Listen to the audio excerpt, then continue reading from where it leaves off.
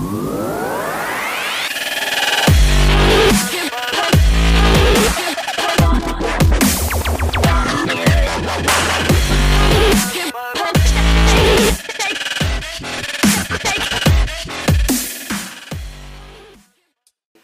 me start by asking you a question. When you woke up this morning, what was the first thing that you thought about? Your very first thought. If you're anything like me, when my alarm goes off in the morning, my first thought is, oh no, not again, just 5 more minutes, 10 more minutes, just don't let me get up right now. And then I'll get up, immediately I'll start processing the day in my head. And that can be kind of good and bad. Sometimes I kind of think, okay, yeah, I've got this to do, that to do today. But then before I know it, I'm kind of getting stressed. I'm starting to get stressed by all the different things that I've got to do. And that's not good. In the job that I do, you have an awful lot to do. But teaching is one of those professions where it's often said a teacher's work is never done. And so I kind of think, okay, I need to get this done when I get in. When I get in, no, maybe I should do that. No, maybe I should do this first. Oh, why didn't I do that yesterday?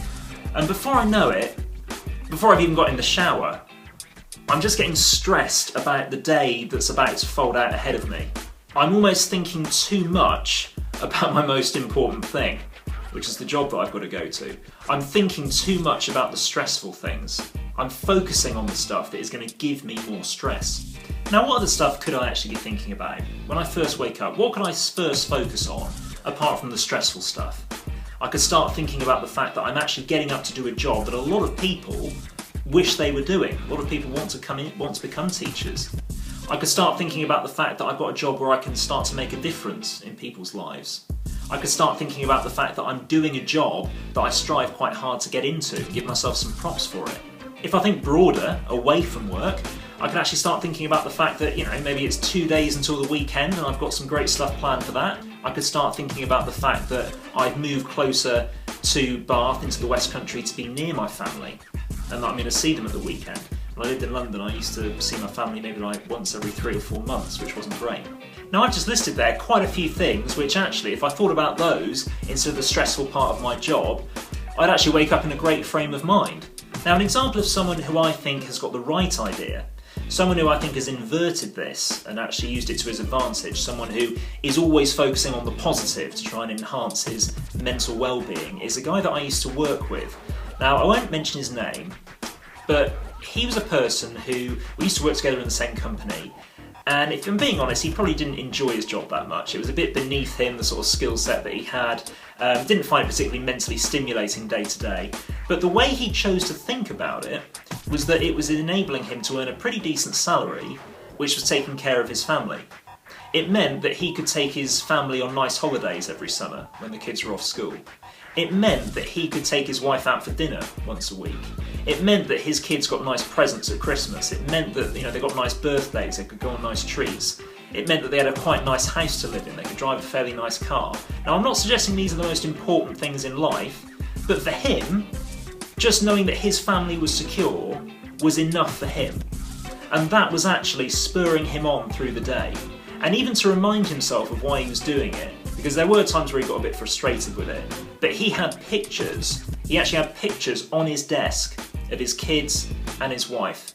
And that, to me, I thought was really powerful. That was his motivation for doing the job. Whenever he got a bit annoyed or a bit stressed, he'd just look at these pictures and it would just bring him back down to earth. It would remind him to shift his focus and realise why he was doing this, that he was doing it for them and not for himself.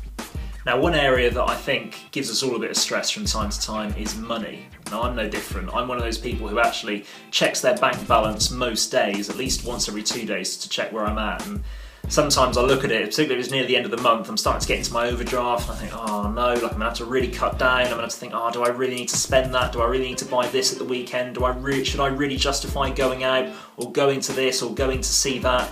But instead of just focusing on me and my financial situation, why not think broader?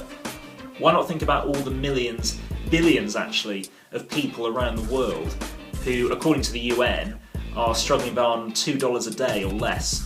Now, when you think about that, most of our money problems here in the West are completely meaningless. I know there's lots of people struggling, but generally, if you live in a first world country, you are really a lot better off financially than a lot of people in the third world. Just think about that, 2.8 billion people living on $2 a day or less. Now there's obviously people out there that are a lot richer than I am, millionaires and billionaires, but even though I think we'd all like to be like them, really, are their lives so brilliant? There are lots of examples of people who do very stressful jobs that pay good salaries but actually completely take over their lives. Lots of people who work in the city, they freely admit that actually they hardly ever see their kids, they hardly ever see their wives or their husbands because they're so busy working. They spend their whole day commuting to work, working for 10, 12, 14, even 16-hour days or even longer sometimes, commuting an hour back. And they're just shattered. They've got no time for any quality time with their families, they've got very limited social lives. The time that they spend away from work, they're actually just sleeping or just plain grumpy, just plain stressed because their lives are just not quite as amazing as they thought they were going to be once they got these really high-powered positions. So the thought I'd like to leave you with is that even though we've all got negative things going on in our lives, nobody's life is perfect. I think it's so important that we focus on the things that are going to make us happy. Now, I'm not suggesting that you attempt to walk around all day in some sort of state of nirvana, ignoring all the things that you should be taking care of in your life. Obviously, make time for that. But I do think that, particularly in the morning, you've got to think about the things that you have got going for you. You've got to think about the things that actually are going well, and you've got a reason to get up in the morning, and actually you've got a reason to keep doing whatever it is that you're doing. Don't make the mistake that so many of us do and start the day off on the wrong foot because we're focused on the things that are going to make us stressed.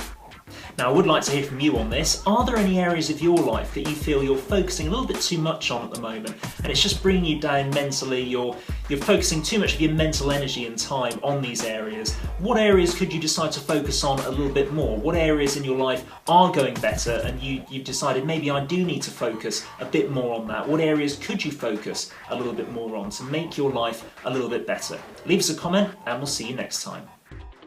If you found this useful or helpful, then like and subscribe to the channel. You can also find us at Twitter, Facebook and Instagram.